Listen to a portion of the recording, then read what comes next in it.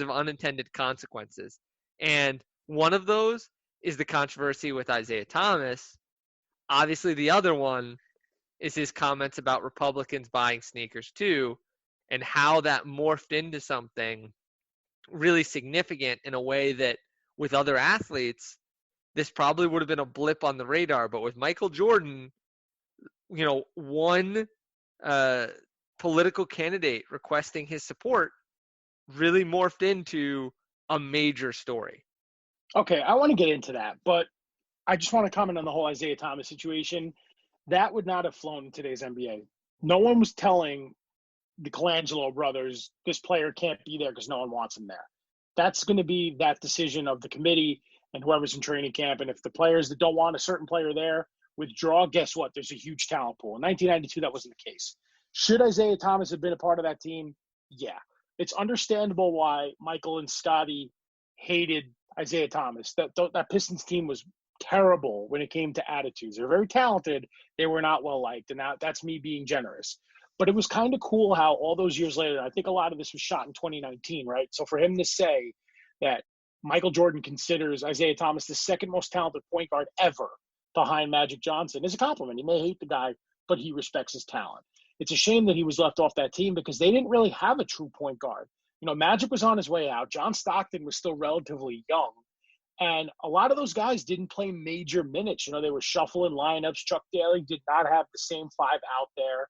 You had Barkley, you had MJ, you had Magic, you had Bird as like the key cogs on that team. And because of Jordan, Scotty played a lot. Like, how cool was that Kukoc footage where, they were bitter about the future of the Bulls with Jerry Krause. So the way they treated him in that first game against Croatia, and for him to come back in the gold medal game and really earn their respect, I thought that was kind of cool. I mean, do you have any other comments on the Olympics? Because I do want to move into the Harvey Gantt. I'm going to say, I don't know if I totally agree with you that this wouldn't happen today. If LeBron James and Dwayne Wade at the Olympics in, what would it have been? 8 years ago, if they had said, we're not going if Steph Curry goes, it would have been, well, Steph, it's been great having you here. We really enjoy your commercials. You can't make that comparison because Dwayne Wade last played in 08. He wasn't on the London team in 2012. If we go back. But Steph Curry, 2012, he was a fourth-year player. He was having ankle problems at the time, and he did not morph into the player that won 3 rings. So, of course, they would have left Steph off. Isaiah Thomas at that point was a proven champion, a multiple-time champion. And because he didn't show sportsmanship, he didn't get to go. He wasn't selected. And that probably still hurts him to this day. You can't make that comparison to Steph in 2012 because Steph wasn't as established as he is now. Let's say your guy – let's say – you know what? I have a better one. What if Dwight Howard in 2008 – if LeBron and Kobe say, no, we don't really want to come if Dwight's coming, Dwight wouldn't have been on that team. I don't know about that. Who was the next best dominant center in 2008? Tyson Chandler? But it's not about that. It's that Coach K, the Colangelos, whoever you think it is that ultimately pulls the strings on these teams or did, they're simply not going to say, okay, sure, Kobe, LeBron, we appreciate your efforts, but we're good. We're going to go with Dwight Howard. I mean, it's just, as your previous, I think Drake's taking a spot, but your old favorite rapper, the one and only Meek Mill would say, there's levels to this, Jason. And if Kobe and LeBron say, we're out if he's in, there's some guys that are just getting the boot off the team. And I don't think so. It's that different. I don't think so, dude. Like, they want to win. They want to represent their country. So, and this is a chance to bond. Like, if Isaiah Thomas was on the dream team, right, would you have thought with all the talent and personalities in that locker room, they're secluded in Spain. You don't think they would have worked it out? Come on. Like, you had Magic Johnson there. You had Charles Barkley, Patrick Ewing, Larry Bird, all of these Hall of Famers. You're sitting there telling me they couldn't have made them talk it out. I'm sure they would have worked it out. LeBron want to win, right? So 2008 was the redeem team, right? Because in 2004 they didn't win in Athens. So they don't matter it doesn't matter who hates who, right? They want to win for our country. So that's what they would have did. We'll have to agree to disagree here. I just think you don't even jeopardize it if a couple of the top guys are that adamant. And I mean, I think to be honest, a lot of this just comes back to the fact that Isaiah Thomas really rubbed a bunch of these guys the wrong way. And I don't think it was just Jordan and Pippen. I think it was Bird and Magic who weren't thrilled either. So I think if it was a guy who was beloved, some other guys might stand up and say, this isn't fair. We should have him on. But being things as they were, I don't think anyone felt the need to get his back. But at any rate, um, you had said you wanted to speak on the Republicans wear sneakers too, and that's implications. Because as I mentioned, I know that was kind of something that also kind of took on a life of its own after Jordan said it. Yeah, this is another thing that I thought was blown way out of proportion. Now, I know that racism is something that is still alive and well today, and that's very unfortunate, right? So, the whole thing with Gant in 1990 with the guy's name's slipping my mind, the guy who won. Do you know? I'm going to look. Oh man, I just want to make sure I have my facts right. Okay, it was Jesse Helms, right? He was the Jesse incumbent. Helms, thank you. Okay, so now Jesse Helms, the things he said that was on the documentary I didn't like, where he said, I don't want to mandate segregation, but it is possible. That stuff makes me sick to my stomach, right? I hate racism. But I'm speaking strictly about Michael Jordan, right? How can you argue, no matter what era you're in, against what he said, right? He was a basketball player. I think a lot of athletes today use their platforms for activism, and they all have that right. It's a free country. Those who don't, they don't have to. They get paid to play a sport, right? I work in television and host a radio podcast, right? You have a full-time job and host a podcast. If we wanted to be activists, we very well could be, but we don't have the platform that these athletes have. So would it have been nice for him to speak up for Gant? Sure. But was there any obligation for him to, or anything during that era that mandated he spoke out against non-basketball issues in America? It's a choice. And you know what? He made that comment when he was on the bus with his friends. It was off the cuff. He admits that he said it in jest, and he moved on, right? And what people are failing to realize is he still made a donation to Gant's campaign, and that was more than what was asked of him, right? Like, there was no mandate for him to donate. There was no mandate for him to speak up. He just made a comment. And when you're that famous, everything you say and do is under the microscope. We all know that. I just thought that wasn't fair. And I know going into The Last Dance, people were saying, well, you're going to see this different side of Michael Jordan that you may not like, with the whole gambling thing in the playoffs and gambling on golf and whatever. Like, let the guy breathe. He didn't have a second to himself when he was in his prime. And it's sad. I mean, what are your thoughts?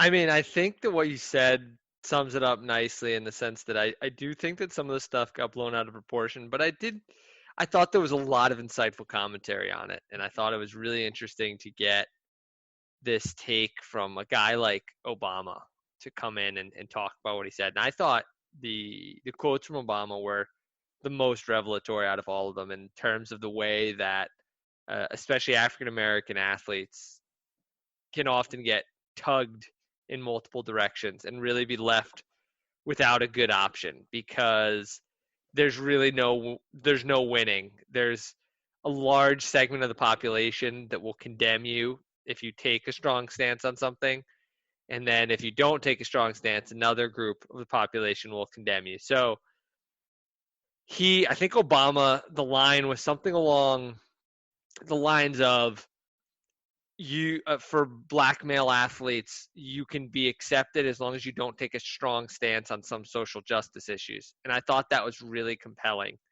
in terms of what that means. And I think it speaks to the different ways in which athletes can impact the status quo.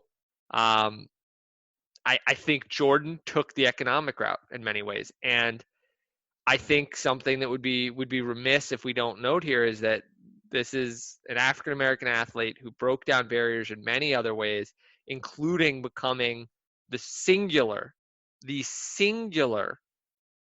African American owner in the entire NBA. This is an African American dominated sport. We know this. This is not news to anyone. And yet ownership is virtually all white, is outside of him all white. And for him to be able to break that barrier down, to be able to have a successful business, to be as successful as he's been, and to open doors for people in future generations, it says a lot to his commitment to social justice. And more recently, his stances have changed. So I just thought it was very interesting because he defended his stance, and I was somewhat surprised that he didn't, in light of things that he's done in the past few years, have a more backtracking on what he'd said then. But he stood for it. I mean, what did you think of that? The fact that he was given clearly an opportunity to say, "Do you still feel this way?" basically, and he didn't really back off of his comments, and I thought How that could was really he? interesting. Yeah. It was 30 years ago. You know, he if I don't think he made a mistake. Hmm. You know, he was a young basketball player back then, navigating his way through a crazy world, right? Was the most famous person on the planet for a given number of years, still is to this day one of the most famous names in the world, Hmm. right? Like everyone knows who Michael Jordan is, even if you don't like sports. So what he did was fine. What do you expect him to do? This is a documentary that's supposed to be, I'm going to keep hammering this home, about the last dance, not about Harvey Gantt, not about the dream team, not about Tony Kukoc getting guarded in the 92 Olympics. This is supposed to be about the final season. And it just bothers me how, like, it's so nitpicky just to get 10 hours worth of content. Like, the cameras were supposedly rolling the whole season. You're telling me they couldn't put 10 episodes out about this. So what do you want Michael to say? Oh, this is about my last season in Chicago, but hey, let me retract on a statement I made 30 years ago. No, Ben, like, I can't see him doing that. I don't disagree with it. um, I'm gonna bring you back to a calmer, gentler Jason, because I can see this is getting you riled up. One of the more touching moments of the entire documentary, frankly, and one of the moments that sort of, I think, made a lot of people almost gasp, was seeing never before seen footage of an adult Kobe Bryant, likely in the last year, uh, come out and talk about his relationship with Michael Jordan, and to see footage of Michael Jordan at the All-Star game with Kobe. And I believe that is from the actual Last Dance season. It is.